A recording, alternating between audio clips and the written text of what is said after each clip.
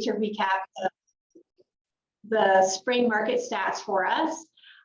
We do encourage you to leave your questions till the end of the presentation. And we do encourage you to put all of your questions into the chat, and we will do our best to answer all of them today.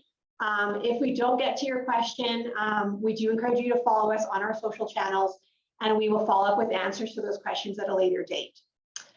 Okay, so without further ado, Anne-Marie is going to join us now to start her presentation.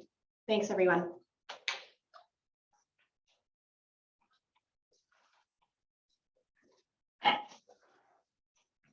Good morning. Okay.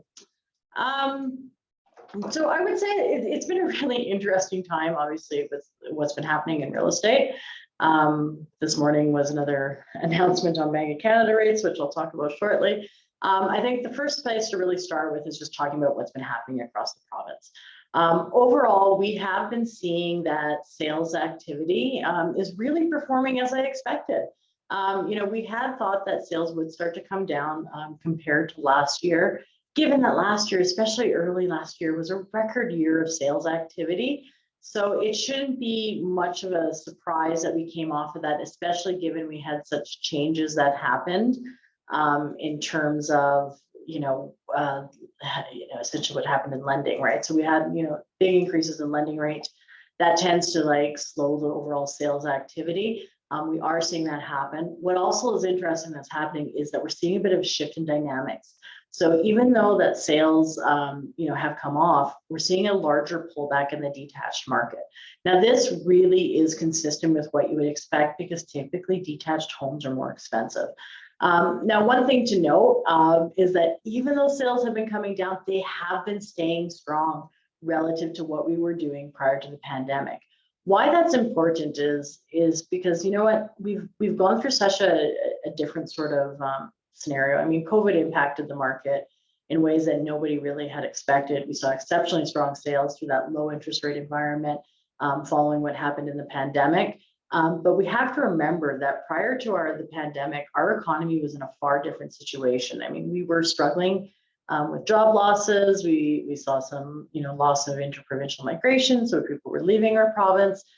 Very different scenario.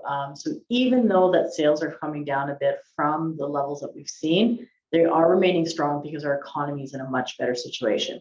Now, when we look at what's happened across the province, what's interesting is, there's a couple things to take from here when we think about different regions.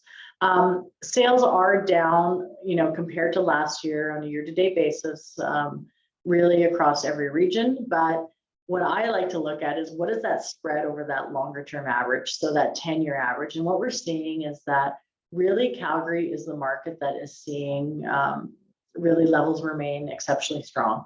And I'll explain why that is happening versus, some of the other markets. The only areas that we've really seen sales kind of fall below longer term trends is in Fort McMurray and Grand Prairie. A little bit of a different scenario in those markets.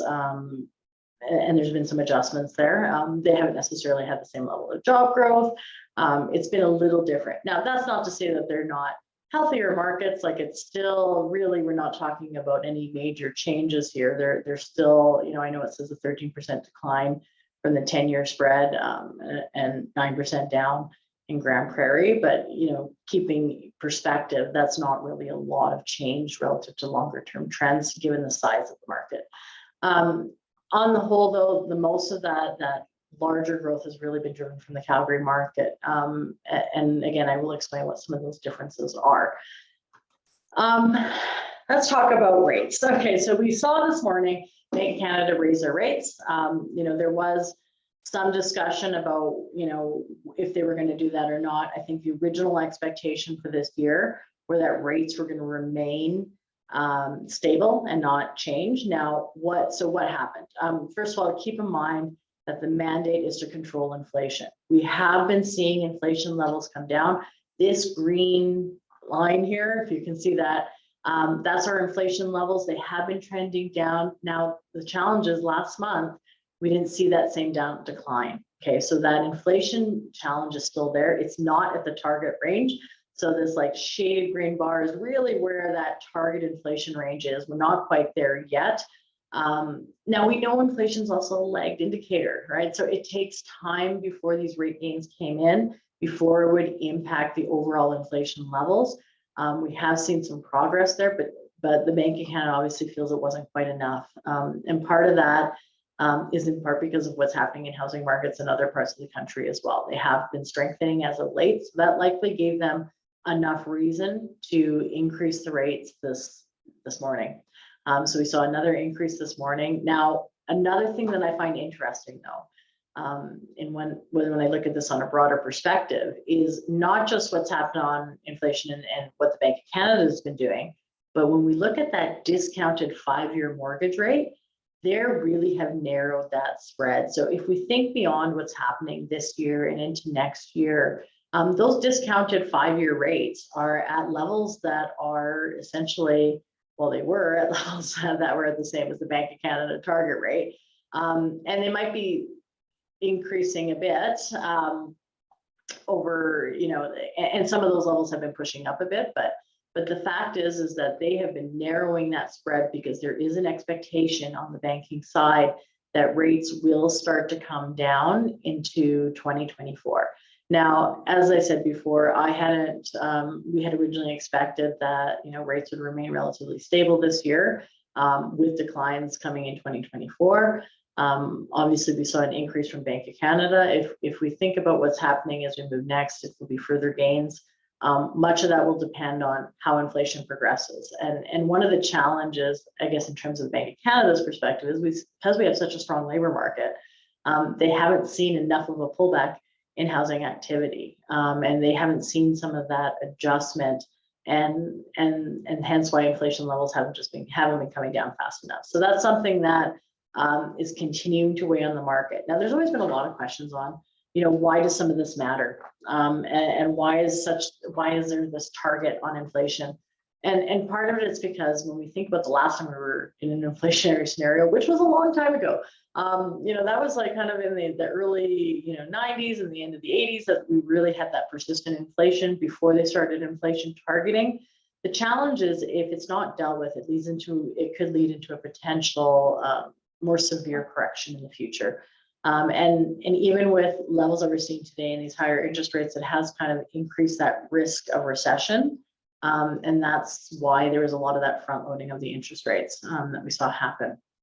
Now, obviously, this does impact housing, but it hasn't impacted it to the same extent because there can be things that offset it. So what we're seeing happen is that even though rates have been higher, and they are much higher than people have seen for such a long time, we got to remember that there's lumpiness in this. So not everybody feels the impact of higher rates right away, especially if you're locked into a lower rate.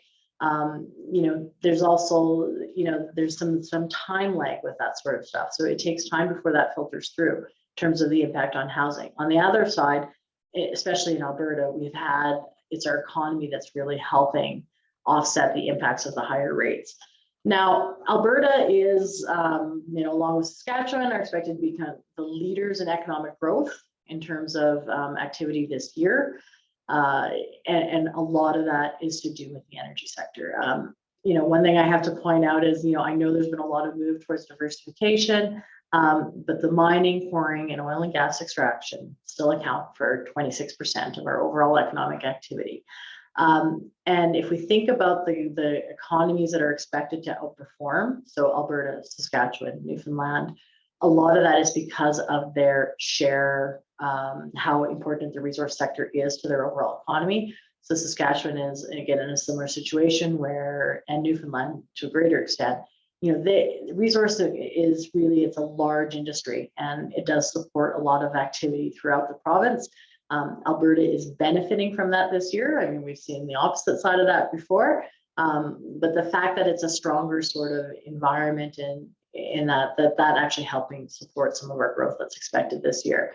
Now, other economies that aren't expected to perform as well are like Ontario and Quebec, even BC to a certain extent. And that's again because higher inflation, it does impact everybody, it affects all consumers.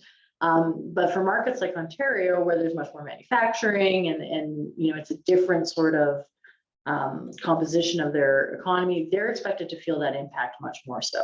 Now, overall, this is really one of those factors that's been a good thing for Alberta. We continue to see some improvements in growth, and it's one of the reasons why our sales, even though they're down, they're remaining much better, because we're in a better situation because of a stronger energy sector today than we were prior to the pandemic.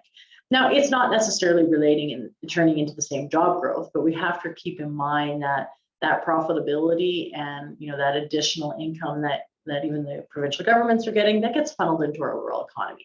So that's been something that is helping to keep our overall economic activity strong, and that's not expected to change this year. Now, is there risk? Of course, there is risk, and I think one thing that I will be looking for when I think about what our economy is doing beyond this year into next year will be what happens with terms of energy policy combined with environmental policy, and what type of cooperation there will be between government and the energy sector. So that's something that I'll be watching for as we move forward. At the moment, we are seeing a fairly strong economic activity. Now, another key factor to always consider when we think about housing is employment. And there has been some significant growth in employment in this province. Unemployment rates remain exceptionally low relative to longer term trends. This is this graph on the right here. You can see the red, that's your overall unemployment rates, been very low, and we've had some very steady, strong growth right into the start of this year. So we continue to see a very strong, healthy labor market. So when people ask, well, you would think that those higher interest rates would really impact people, and part of it is if you're still working and you have a job, it helps offset that impact. Now, when we look at what's happened across the country, across the province, in Calgary last year Calgary saw really the largest amount of employment growth on a numbers basis, as opposed to some of the other markets. Edmonton didn't see quite as much growth. Now, so it's been a little bit different. So Calgary has seen a lot of those gains. Obviously, Lethbridge, Medicine Hat, some very strong employment growth as well. Smaller markets, so it's not quite the same numbers. But that being said, we had a pretty healthy employment market really across the province.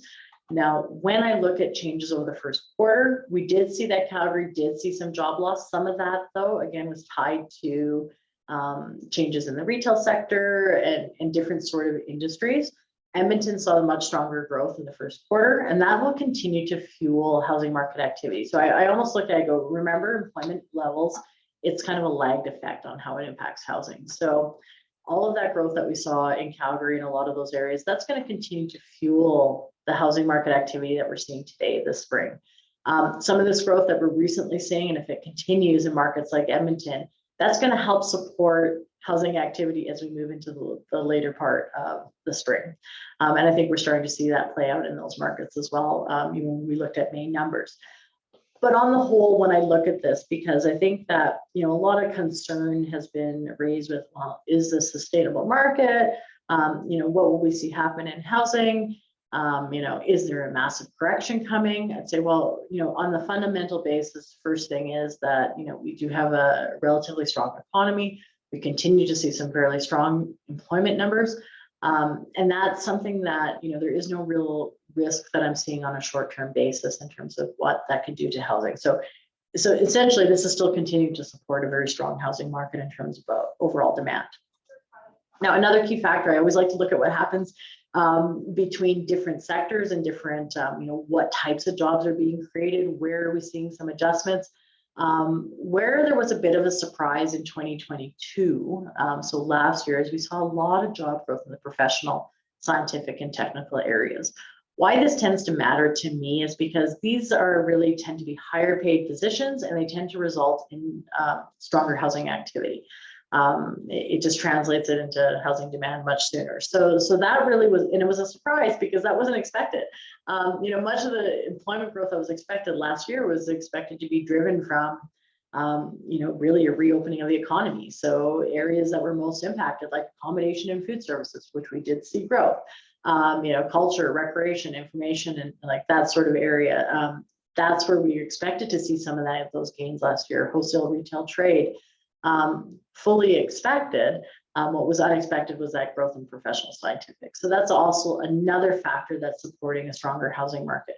Now, if we think about what's happened in the first quarter, we have seen some pullback in the construction sector as well as accommodation and food, but that is more to do with lack of labor. We still have challenges in terms of having enough labor, especially in the construction sector and in the accommodation and food. We continue to hear, struggles in terms of labor shortages. So some of that adjustment is just because they can't fill positions. So there's just been a lack of people employed in that area because they can't find people. So that's where some of those adjustments have been. We have seen some pullback in wholesale and retail trade. A lot of that was driven by Calgary. And if you think about what happened, well, we had Nordstrom's slow down. Nordstrom's closed down in the first quarter. That has that impact in terms of jobs. So that's where some of the adjustments have been. Again, when I look at things overall in the industry, I'd say that I'm looking at this activity, there's nothing that is standing out as a concern in terms of an overall risk. So overall, the overall economic sort of environment in terms of, employment and where the employment and where the job creation has been really does continue to support a relatively strong housing market, which is what I expect to really continue throughout the rest of this year, despite the higher interest rate environment that we're in. Another key factor has been the turnaround in migration. So population flows are always very important when we think about their impact on overall housing activity. Alberta had exceptionally strong numbers last year. We haven't seen this for some time. I think some of the concerns I've had really since 2015 up until prior to the pandemic was the fact that we were losing people to other provinces. So that interprovincial migration number was much lower than what we had seen. So people were leaving. That finally turned around. So we have very strong interprovincial migration as well as strong international migration. So province-wide, we saw, last year, almost 100,000 international migrants come in. Now, obviously, some of that is due to some of the refugees that were coming in. So we saw some of that spiking happen because of that. But that is a lot of people coming into the province over a short time frame. Now, another thing to layer into that is the where people are coming in from. So what we saw happen is a lot of the people coming into Alberta, almost 45% of them were from Ontario in terms of interprovincial migration, and then another big chunk coming from BC. Why that matters is if they're coming from a higher price market into one that's lower price, that can turn into housing demand much sooner. And I've always said interprovincial migration is important in the way that typically they turn into buyers much quicker than an international migrant would be. International migration, they typically start in rental and then eventually they move into home ownership. Interprovincial migrants tend to get into home ownership much quicker.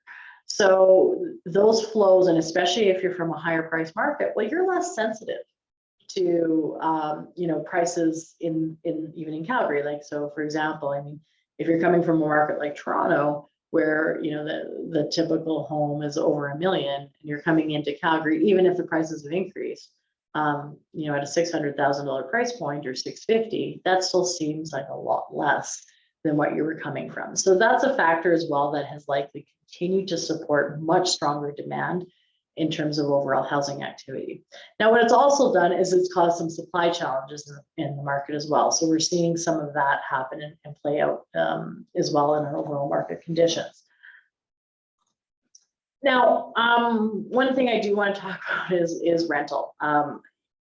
Because we've had such a high flow of migrants into the overall province, and again, international migrants being really high, we're seeing the impact on vacancy rates. I've always said, rental data is not the best. I try and look at different sources for getting, better rental data. But I mean, CMHC it does an annual survey. It was done at the end of October, and province-wide, they saw that vacancy rates had generally trended down. They were like over 6% in 2021. They came down as of October to that 3.7 level, and they likely are continuing to decline. And we're not seeing this necessarily just in Alberta. We're seeing this really across most markets. Now, obviously, the degree of vacancy rate is different depending on where you were at. But every market has basically seen that shift to having a lot less vacant property available. So tighter rental market conditions are playing out. And as the case is with everything, that when you have that lower vacancy rate and you have a lot less choice in the rental market, well, that tends to drive up rental rates. Now, why this matters is, we have to think about this in perspective of what it does to housing. First of all, home ownership housing. So if you have a very tight rental market, and you have rental rates increasing, well, that also can push people to go into ownership potentially sooner, even in a higher interest rate environment. When I looked at data from rentals.ca, I often find that I don't think that the CMHC really did enough justice on what rental values have been doing. But, as of April, rentals.ca had, they put out whatever their rents were for 2-bedroom rents. Look at the gains that they were reporting year over year. So a 20% gain in Calgary, 13% in Edmonton, almost 20% in Lethbridge. And these are the major markets that they tracked, 16% in Red Deer. Those are exceptionally strong rental growth. And again, that is a reflection, and it's consistent with the fact that, vacancy rates have been coming down. And this is really something, there's other challenges that come with a lack of rental supply, but it means that there's just overall less supply in the overall housing market as well. So when I think about overall housing supply, I'm not thinking just about what's happening on the resale side. You have to consider what's happening with resale, rental, and new home. And the rental market is really tight across the province, and that is impacting rental rates, and it's also driving potentially some demand into ownership. So people looking to leave rental because of these higher rates and see what their availability is on an ownership basis. So that drives some demand. And you also see some demand that potentially comes back from investors. So even though you're in a higher interest rate environment, that increase in overall rental rates can be enough to encourage investor activity as well. So this is all supporting some of the stronger demand in housing. And at the same time, it's impacting supply.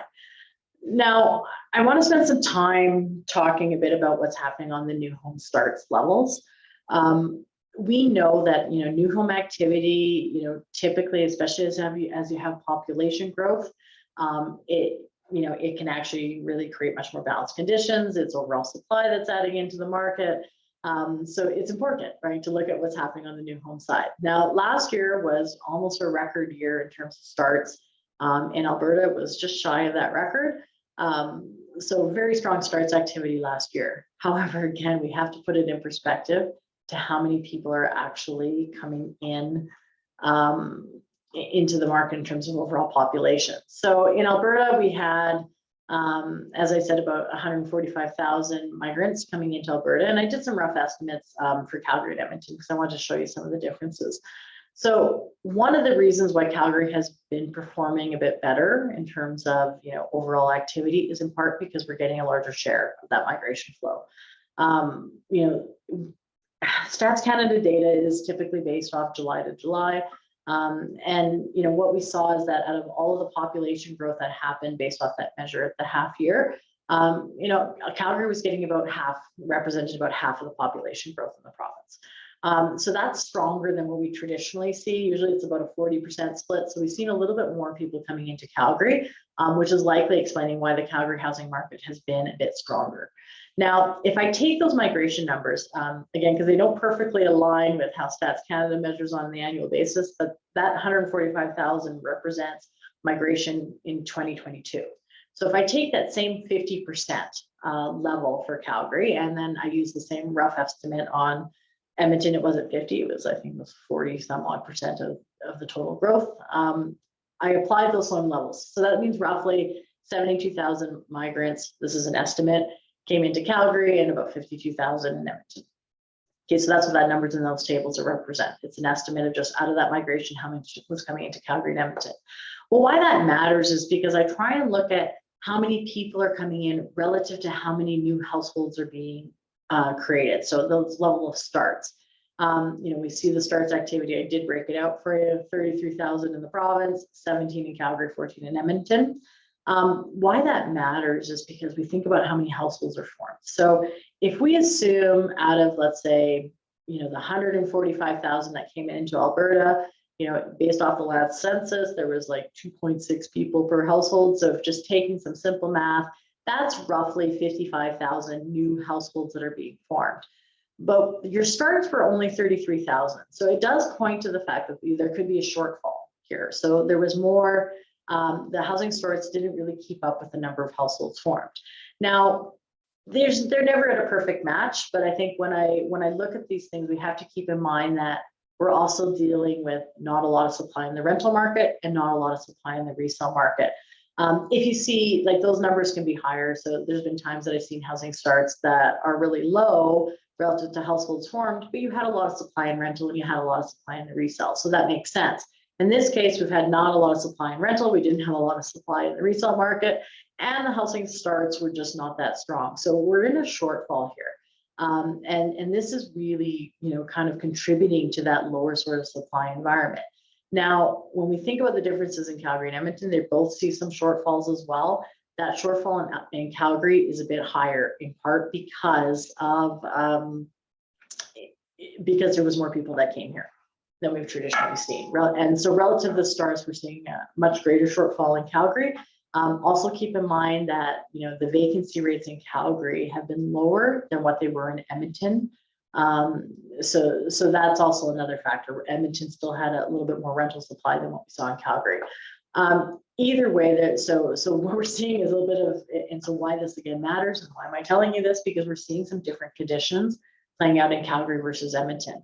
And of course, when we think about Alberta as the whole province, I mean, those two larger markets tend to dominate the resale market activity, and Calgary's activity is weighing on the overall Alberta resale figures.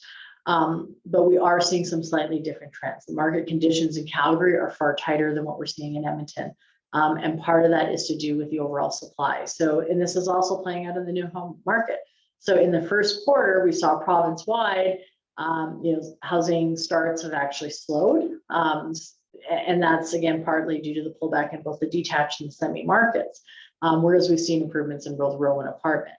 But when we break it out by Calgary and Edmonton, you can see that there's a slightly different story. So Calgary has actually seen starts levels improve in the first quarter. So we're seeing much more home building activity, whereas Edmonton has seen a bit of a pullback, again, mostly due to detached and semi. Row and apartment have been improving. Edmonton, not as much. Again, it's a bit early in the year, it was only first quarter. That could start to change, but again, Edmonton's market has not been as tight, so they don't have as much of the supply constrictions that we're seeing in Calgary. So their pullback in terms of the new home activity, really does indicate that there was less concern about their markets not having enough supply. What's also interesting is a bit of a shift. Much of the apartment construction has not been condo, it has been rental. So out of all of the apartment condo construction, I think it's, over 70%, 81% of it was been rental. So a lot of that stuff that's been constructed has been targeted to rentals. So I think that, because our market is different and we can generally add supply, but we have to remember it's always a bit lumpy. The concern becomes, because we can add supply, is are we going to end up with too much supply? Is this going to impact the overall housing market? Are we going to see a downturn because now we have too much? I'd say based off of the migration patterns that we have and what I'm currently seeing in the housing activity, there is nothing that is pointing to too much supply at the moment. In fact, most of what it's pointing to is that there still isn't enough supply. So that's going to keep market conditions relatively tight. And obviously that has an impact on home prices. So what I wanted to do now is take a look specifically at some of the resale numbers. And I want to try and make sure I get through this in a decent amount of time, so I leave enough time for lots of questions. This is a lot on the screen. I know that this is, again, more for just showing some comparisons. So province-wide, we have generally seen inventory levels come down. Now, keep in mind, through that period of 2016, 17, 18, that was way too much inventory, okay, relative to the sales in the market. But what we're seeing is that, I'm always looking at how many sales have there been relative to the new listings, because when that gap narrows and we see, sales and new listings ratios essentially be really like not much gap between the two, inventory levels tend to come down. So inventory levels continue to trend down this year, and in part because we're struggling to see some listings come on.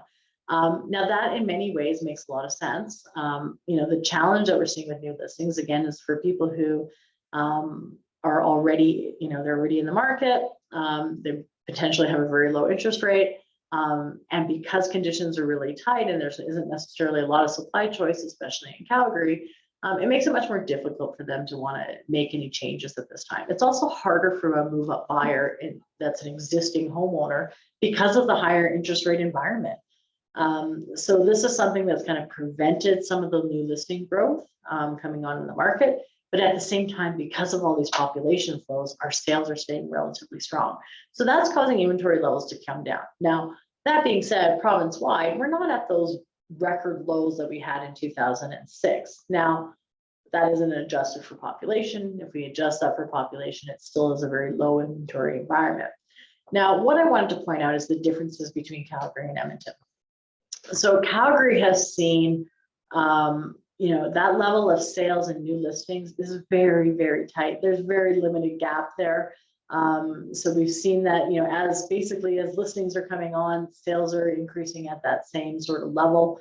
There just hasn't been enough listing growth. Inventory levels continue to fall. They're not quite at the record lows, but again, when you adjust it for population, that really is an exceptionally low level of inventory in our market right now.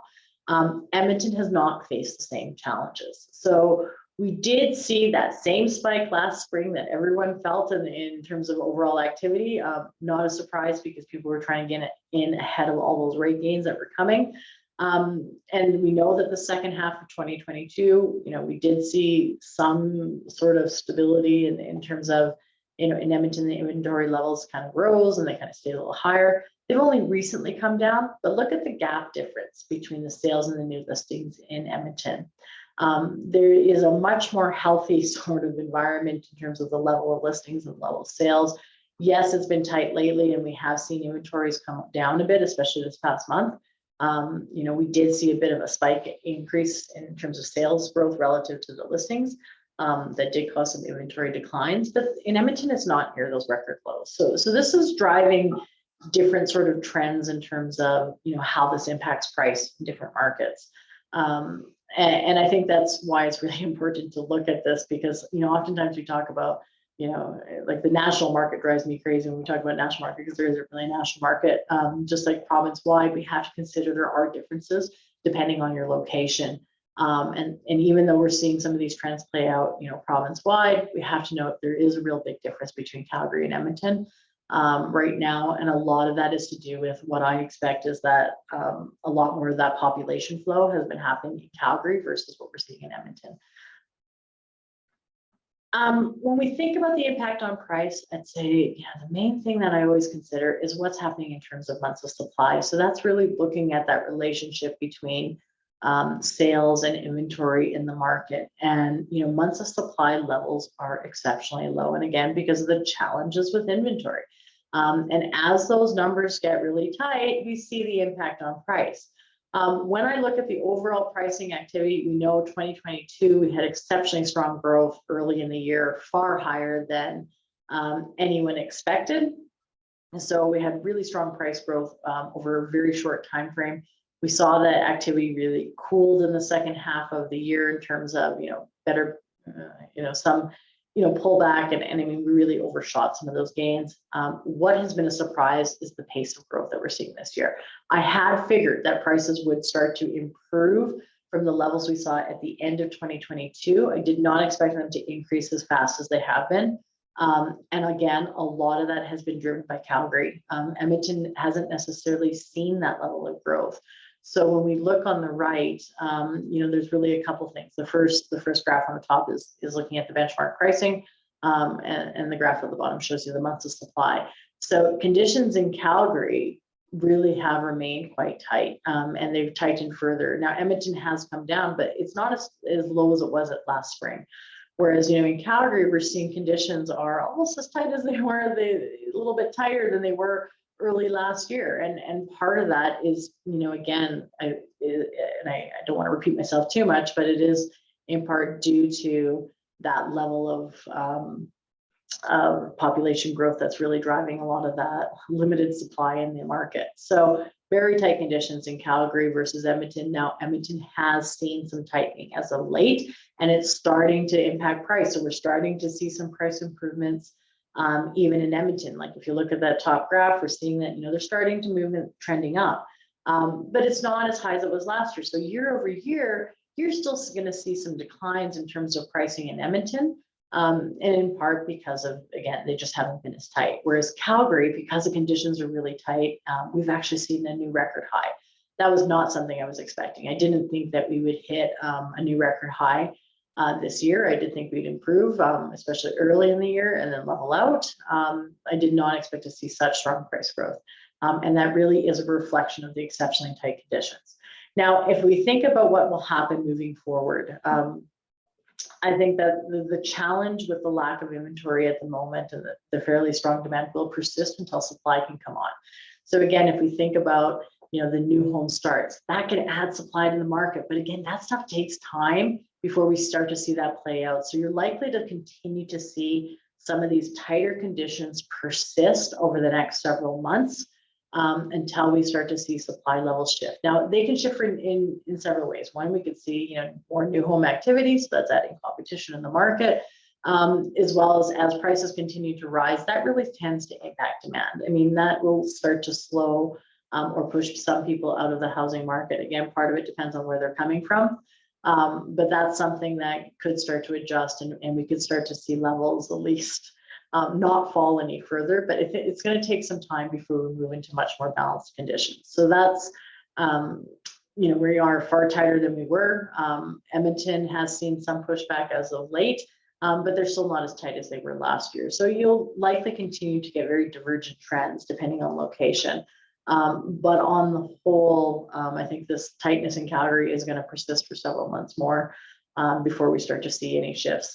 That recent gain in interest rates, it naturally, as rates rise, it does tend to impact demand. It still could continue to impact demand. Is it going to be enough to slow it right down? I don't think so. Just given the strong population flows that we had into our market, as well, going back to considering where they're coming from. When you're coming from a higher price market, you're not as sensitive to those gains. Just as I've said that there's differences between the province, I wanted to point out differences across the country. Last year, if I think about what the start of the year versus what people are saying today, the start of the year, people were talking about massive housing price correction. And I said all along, that's not something I expect to happen in Alberta, just because of the fundamentals. When we look at what happened in the first quarter, though, we are seeing shifts in those larger markets, which is likely another reason why the Bank of Canada was much more willing to raise rates, especially there was some discussion they wouldn't raise rates till July, but likely that was played into their factor because we're starting to see some quarterly gains in terms of prices in those larger markets like Toronto. Vancouver's started to see some growth following this. Now they're still down from where they were last year. But again, you need to have some perspective of just what's happened in growth. I remind people that we had a very different sort of trajectory in our market, 2014 to 19. We saw prices actually fall both in Calgary and Edmonton. Yes, we had gains through that COVID period over the next couple of years, but for the most part, we were just getting back to recovery. We were just getting back to where we were. So really, we had some growth above that, but we didn't have those steady gains that markets like Toronto and Vancouver had. And that's where a lot of, when we think about policy changes that are being talked about, a lot of it is the concern about what's happening in those larger markets like Toronto and Vancouver, where you've had, over a 5-year period, you had a 45% increase. And then in 2022, over the next 2 years, you had a 54% increase. So even with some recent declines, they are still much higher than what they've been. So that's where some of that sort of discussion has been. But I think anyone dealing with prices and looking at what's happening in markets, and so you have to really look at what's happening by various regions because it does vary. Now, that being said, we are still seeing growth in Calgary. We didn't see those same year-over-year gains, I guess, in Edmonton, as I showed you before. So they're still down compared to last year, even though they started to rise. So again, slightly different situation in both Edmonton and Calgary. But on the whole, There's nothing, even with this rate increase, that's going to point to any more significant adjustments. We will continue to see some price growth this year in our market because of the very tight conditions. Another thing I want to point out is, and I'm trying to be aware of time to allow time for questions. I took a look at really what was happening in detached markets.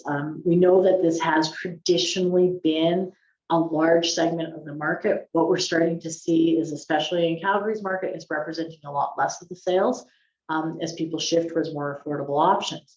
But the challenge has been is there hasn't been a lot of inventory choice in Calgary in the lower price ranges.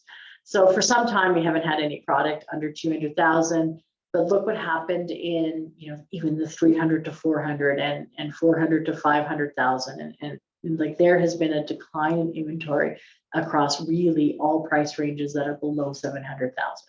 Now the only area that we've seen some improvements is 700 to $1 million. That's the area. So now that new norm for a detached home in Calgary is no longer in the 500,000 price range, 550. It's more in the 650, closer to 7 price range. And what's interesting is, when I looked at, just year to date, looking at what our sales to new listings ratio is a months of supply, you're seeing that conditions tend to be much tighter in the lower price ranges versus the upper price ranges. But even in the million plus in Calgary, at a 55% sales to new listings ratio of 3 months of supply, that still is, much lower than what we would traditionally see. So this is a bit of a shift in the Calgary market. Now, Edmonton is a little different. So again, when we think about some of the differences, Edmonton does have supply choice in some of these price ranges. We're seeing improved supply in the 4 to 5 range, 5 to 6 range, and up. Now that is almost what you would expect in a higher interest rate environment. So it is performing to a certain extent as we would expect. We would expect to see that those higher price ranges would see some inventory improvements because less people can buy into it. So that is really fitting with what tends to happen in a higher interest rate environment. We're seeing that conditions are much more balanced in the upper ranges. And overall, in the overall Edmonton market, it is much more balanced in Calgary in general. But even the higher price points, these are much more balanced conditions where you're continuing to see some very tight conditions in terms of both months of supply and sales to new listings ratio is in, homes that are priced in the lower ranges. So those still remain relatively tight, even in Edmonton. But where the difference is you still have some of that supply options in various price ranges. So they haven't seen that same pressure on their market that you're seeing in Calgary. And again, some of that is to do with the population differences between the two markets. Now, when we look across the province, and I did want to just spend a quick time just looking at different markets in the province. And what we've seen is that, Calgary, especially on the detached side, still really, really tight conditions overall. Edmonton has seen some improvements, so conditions are not as tight as they were last year in Edmonton, which is likely explaining why you haven't seen that same upward pressure on prices that you saw necessarily in Calgary. Red Deer has stayed relatively flat. They didn't have a lot of gains last year, but they're starting to see some improvements now. Fort McMurray has been a different story. They really went into, they were the only market that last year saw some buyer's market conditions at the end of last year. So they are seeing some gains in terms of the level of months of supply much higher. It is impacting prices in their market. So they've seen some, price adjustments and some declines happen. Now, Grand Prairie has also seen some gains in the months of supply. So most markets have, and that's causing some adjustments. Other things to keep in mind though is, Calgary, essentially Calgary and Medicine Hat have really seen, still some really persistently tight conditions. So we're seeing that, in those markets, some of the challenges has been having supply in some of the lower price ranges, especially in the detached market. They really have had some supply struggles. So that's why we're seeing some differences. And you almost see it reflected in price. So Calgary and Medicine Hat have had really consistent price growth over the past several years. Their average prices have continued to rise. Now, Lethbridge has been a little bit different. We have seen some pullback this year. And that's in part because we're just seeing, there's also some compositional shifts. I mean, the challenge with using an average price is you don't know how much of it is due to prices declining versus just, what has been sold. Lethbridge has been seeing some more improving sales in really some of the lower price ranges. There has been some supply choice, not necessarily a lot, but we have seen some activity improve there. So that's enabling some sales to actually happen in the lower price ranges, which again is something that you would expect as interest rates increase. But that's causing some of those declines, nowhere near enough to offset the gains that we've seen over the past several years. So that's something that's kind of playing out in that Lethbridge market. Now, obviously Grand Prairie has seen some adjustments. Now, on the whole, they were pretty steady. They didn't see the same level of price growth. But again, we've seen some recent sort of gains in terms of months of supply. So much more choice there in that market, and that's causing some impact on their prices. And again, Fort McMurray has been a little bit of a different story. Fort McMurray didn't necessarily see the same employment growth in 2022. There was some challenges early last year, and especially with some merging that was happening. So there were some employment issues there that played out in their market. On the whole, though, despite seeing some of these adjustments, we have to keep in mind where we came from. There still has been some price growth, and that was exceptionally strong. I mean, it's not typical to see this level of price growth in housing markets over such a short time frame. So I think that that's where you do need to put some perspective, even if you've seen some adjustments. Again, Fort McMurray is a bit of an exception. Even though you've seen some adjustments, this does not erase all the gains that we had ahead of that. What I want to say when I think about when we move forward, and things that I consider. Sorry, I've been talking a lot and I'm going very fast. Want to leave time for questions. So when we think about the overall economy in general, we're in a far better situation, just to kind of recap that. Yes, there's some challenges. Yes, we feel the impact of inflation. Sorry, like other markets.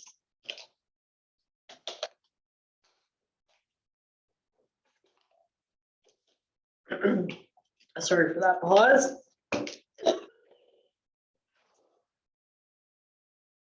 But on the whole, the economy looks in a much better situation. As I said before, really the risk is associated with what happens with environmental policy. There is a lot of opportunity in Alberta. So even if, what I'll be watching for, is there going to be production limits? Are we going to actually get a system in place with carbon capture? Because that can really help in terms of maintaining a level of production and supporting our existing energy sector, as well as maintaining those environmental goals. So that's something that I'll be watching for, to see, what kind of agreements come into place and what that looks like for our market as we move forward, because that really will impact not just this year, but that'll impact what we expect to happen in years following. We have a lot of opportunity in this province, even on the environmental side, to support some growth. It's a matter of how people work together to get there. Now, obviously, on a shorter term basis, what I will continue to watch is, the interest rate and inflation environment. What will be interesting is to see if there's any further interest rate gains and if inflation comes into control. If the inflation persists, the concern becomes what type of slowing that will have on our economy. I mean, you'll start to see it in consumer spending, but then how does that translate into the job market? So if consumer spending slows enough, then it tends to have that spin-off effect, and we start to see slowdown in employment in certain sectors. You expect to see it impacted in the retail sector first.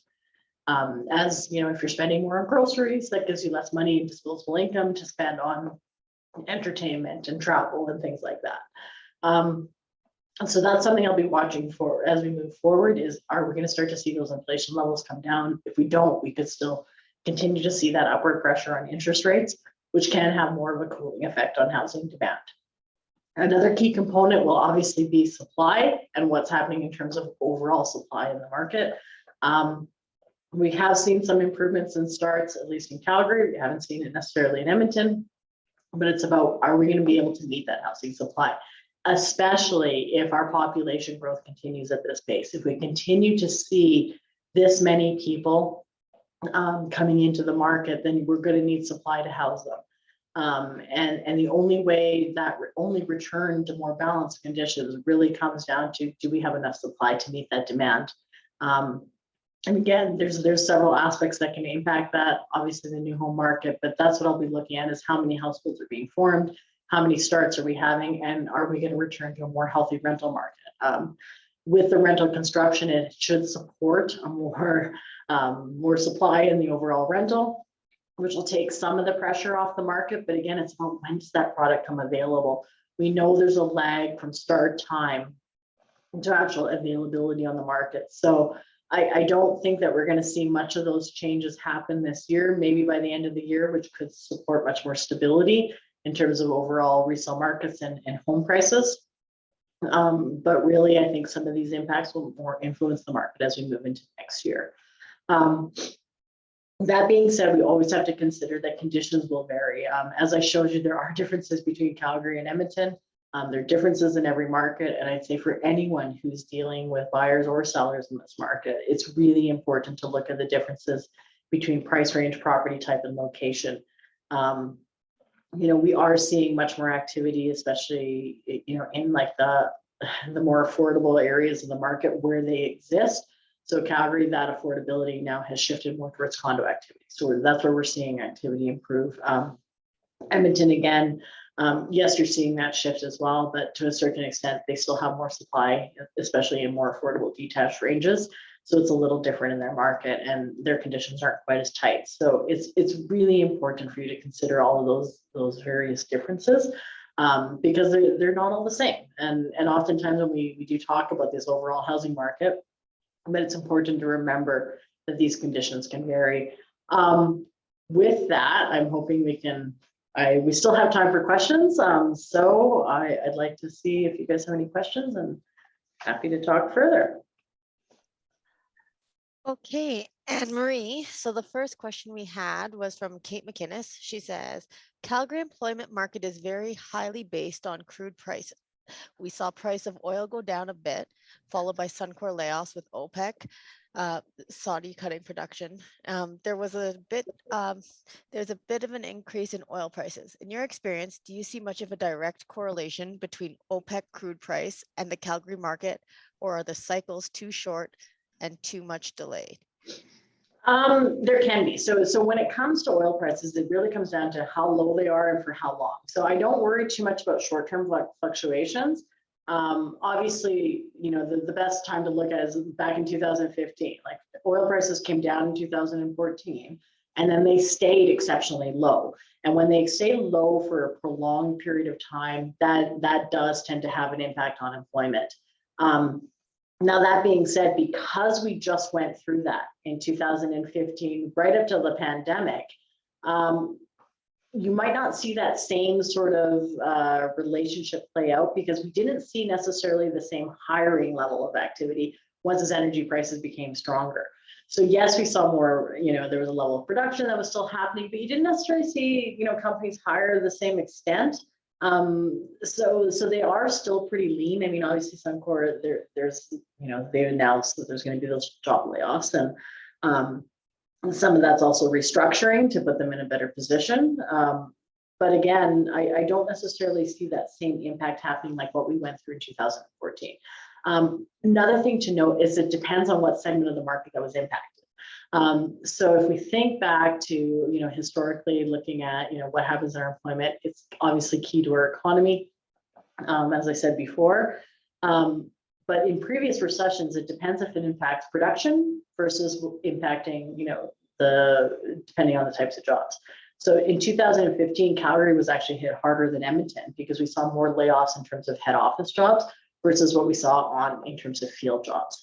They were still impacted, but just not to the same extent. So when I think about what happens with energy prices moving forward, yes, it still is important. Obviously, energy is really important. It's also the spin-off effects. I don't necessarily, it's a matter of if they come down, if they stay low, and how long they stay low, what that looks like. Could that result in further layoffs?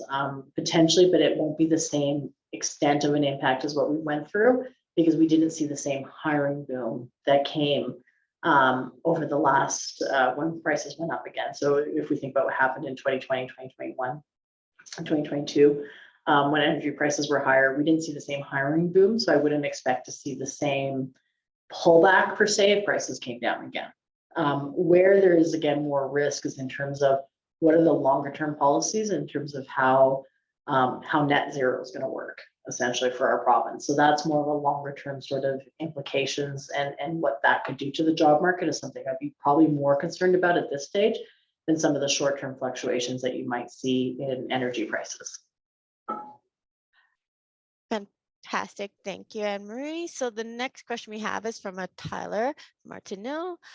He said, with international net migration, 99,974, can you please let me know how that is determined? For example, is it how many driver's license got switched into Alberta?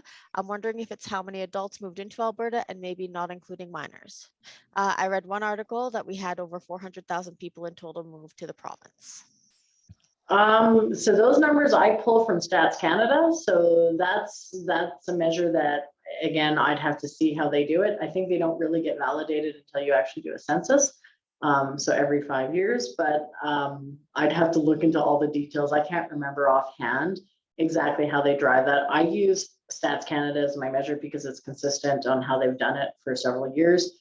So that's what I look at. And again, they have a full detailed description on how they assess those numbers in terms of migration. I mean, we have to remember that they're mostly estimates until we get a new census done, and that's when they go back and revise things. But the new census that will come in will give you some of those details, and they'll update them at that stage. But again, I'm relying on what Stats Canada provides me, because it's again more about, for me, is that's just the source that we've always used. So I'd have to look into it more detail to get more information for you on exactly how they calculate it and what it's based on. But that's where I pull that number from. Okay. And the next question is from Rajat. So it says, why is the inventory decreasing when new listings are more than sales? Inventory decreasing when new listings are more than sales. Okay, so we have to keep in mind that new listings, remember, when they come on, we know that members, they'll put on a new listing, they can sometimes take them off and sometimes put them on. So inventory is more of a standing measure. It's just what is currently active as of today versus new listings, which we calculate every month as how many properties came on. Some of them could be sold right away. So it's a little different. So new listings, inventory levels have been declining. Even though that new listings level is higher than sales, we got to keep in mind the on and off that tends to happen in the overall market. It's why I don't like to look at just the sales to new listings ratio. I like to look at sales to new listings versus months of supply. And what we tend to see is that anytime you get a sales to new listings ratio that's in an 80% range, then that tends to have that decline impact on inventory. So even though they're higher, you just got to keep in mind that there's that on and off all the time. If that spread goes to like 0, 100%, which we've seen in sometimes in the market, then you have an even greater impact on inventory. But that's why you see some of that decline, even though they're higher, is just because just understanding the nuance of how members enter in new listings. Because that's just how the numbers work out in terms of when they put it on, when they take them off. So it doesn't necessarily reflect that standing inventory in the same way. It's more about a measure relative to sales, is how I look at it. I hope that answers your question. Thank you, Anne-Marie. So our next question comes from Bill Reed. He said, we saw property triple in value, 200, it says 200 to 2006, so I'm not sure, with the net migration due to commodity boom. Are current net migration numbers similar to what we saw in the past to cause housing values to triple again? Well, tripling again, Now, okay, so could they triple again? I think that will depend on the supply scenario. Obviously, we've had much stronger price growth than we expected, with in part because we've had this massive change in population over such a short time frame. Where we tend to differ from some of the other markets like Vancouver and Toronto per se is that we can add supply. One thing we have to keep in mind is, yes, there might be some regulations that make it longer to add supply, but at some point we could see new home activity improve enough, should they be able to get land ready for development sooner in various markets, then that can help change that supply scenario. So I think that is something that kind of almost puts a bit of a cap on how much your home prices can increase. And there's also a lot of theory about level of natural spreads between various markets. So for us to triple, I'd have to say, we still have a lot of land supply available, even if it's not ready to develop right away. So that will eventually act as a lever. And keep in mind the higher interest rate environment. It also has to come down to fundamentals with your wages as well. So our market is a little different because we tend to be really closely tied to the overall economic conditions. So, we don't tend to fall too far out of line of those conditions, in part because we have some of that land supply. So I think that's something that could prevent a tripling per se of that prices, but at the same time, I think we're going to see stronger price growth. How long will it take to get there is really questionable. Like, you keep in mind, the theory generally says that you should see home prices rise at a level similar to inflation. Now, obviously, it's been a little different with inflation being much higher than we traditionally see at target levels. So that's something I kind of continue to watch, is what that real growth is. But that being said, that land supply issue is one of those things that could prevent that now. And we've seen this in the past as well, when prices tend to rise quite quickly, and that might make it a lot more profitable for home builders. They've had some significant gains in terms of costs. That's raised their prices as well in terms of what they pass on to the final consumer. And so that's something to kind of consider. They've seen higher costs, but if those prices keep rising at a higher level, it may become much more economic for them to develop even more. So that's something that could prevent that same level of growth. Excellent. We have 2 more questions. So if there are any last minute ones, last call here, guys. Our next one comes from Amber Ramsey. So do you have the numbers of refugees that settled in Calgary versus Edmonton? I don't. No, I do not have that sort of detailed information. Sorry, I don't have that available. Okay. And our next question comes from Bruce Chu. So he said, the United States commercial markets are preparing for a downturn and low transaction volumes. I know each market is different, but can you help me understand why Edmonton feels completely opposite, with hope and optimism, when the macroeconomics are more similar than different with interest rates? So again, Edmonton is a little different than and I'm not sure if you're talking about commercial markets, or if you're like, I don't know if I clarify that you're talking about commercial versus residential. Obviously, every market is a little different. Commercial has, again, commercial, I think you could break out things, even within the commercial market, you're seeing different activity in office versus retail versus industrial. Now, just talking about some of the differences again between Edmonton and Calgary, some of that is to do with, some of that population growth that's expected to be stronger in Calgary than versus what you saw in Edmonton.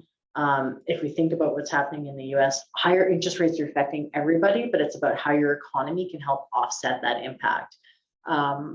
If your economy is still doing well and you have a very healthy labor market, it tends to offset some of that impact of the higher rates. And another factor is, again, where that migration is coming from.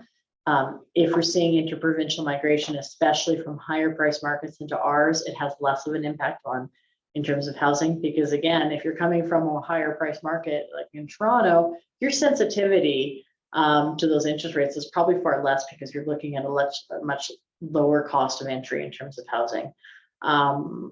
Now, again, the higher interest rate environment is causing concerns about a recession.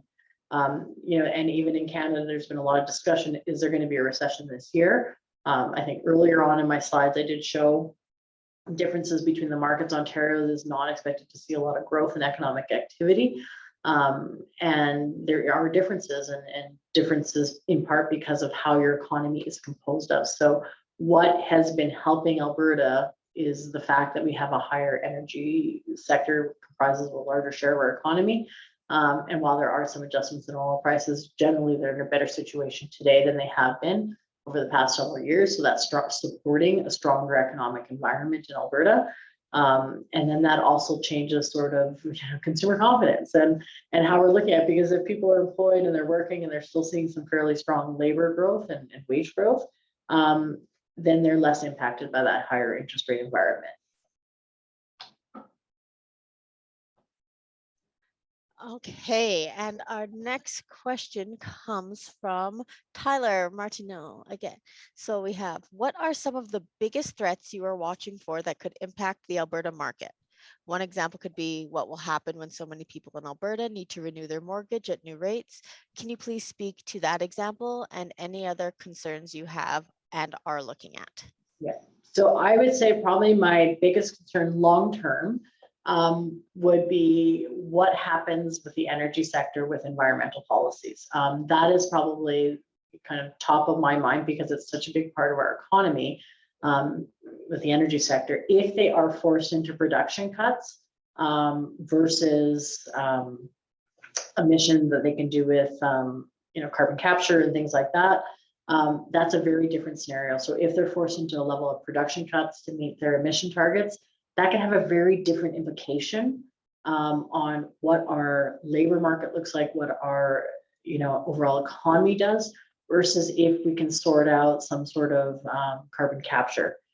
So I think that's something that I'd be looking at in terms of that's a longer term risk, and seeing what is being imposed in terms of environmental policy and how that impacts our province and our major sector, which is the energy sector. So that's probably the number one thing that I'm looking at. Now, in terms of renewals, and I know there's been a lot of discussion on these higher rate environment. A lot of people aren't feeling that impact today, but they will over several years. When their mortgages come due. So what I'd be looking for, again, the concern becomes the labor side of it. So if they are still working, that can help mitigate that fact. If wages continue to rise at a level that is higher with inflation and rise at a pace at inflation or higher, then it can help offset that impact of the higher rates that they might face. Now, keep in mind, rates are not expected to stay this high for that long.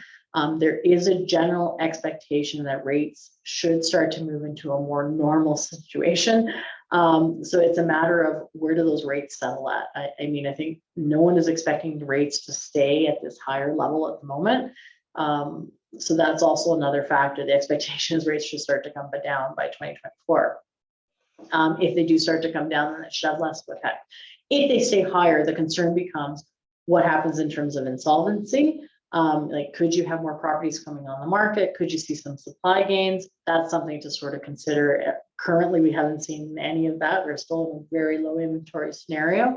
But if you end up, and that's the risk to consider, if you end up that more people are forced to sell their homes, then you can see some inventory growth. And now that doesn't tend to happen unless there's also that added factor of your employment has been impacted. So it's really two of those things that I'll be watching for in terms of that risk. I'm not seeing any of that yet, but again, it is a bit early.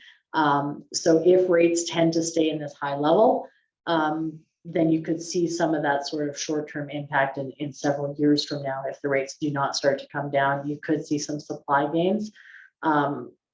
That could impact the market then. Again, that really is a longer term risk, and much of that will also depend on what happens in employment over that same time frame. Okay, Anne-Marie, that's all the questions that we have for now. So if anyone does have any additional questions, Anne-Marie has put her email up on screen for you to reach out. And yeah, we will be doing this again, so stay tuned. Yeah, so thank you everyone for joining, and Anne-Marie, you can wrap it up and say, yes, thank you for.